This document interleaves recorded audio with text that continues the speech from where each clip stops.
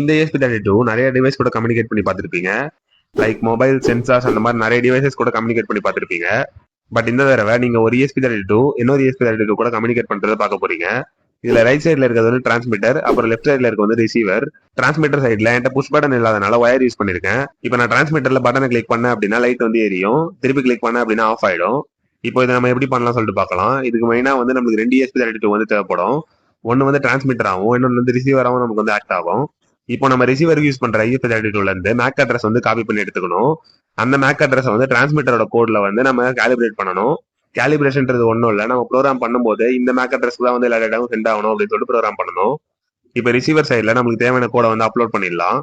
இப்போ இது எப்படி ஒர்க் ஆகும் சொல்லி பார்க்கலாம். இப்போ வந்து நான் சர்டன் டிஸ்டன்ஸ்ல இருந்து வந்து ஆப்ரேட் பண்ண போறேன். இது வந்து கிட்டத்தட்ட 100 to 200 மீட்டர் வரைக்கும் ரேஞ்ச் கொடுக்கும்.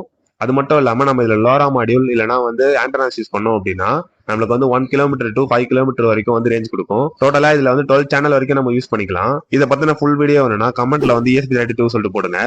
இந்த மாதிரி யூஸ்ஃபுல்லான வீடியோஸ்க்கு நம்ம பேஜை ஃபாலோ பண்ணி வச்சுக்கோங்க.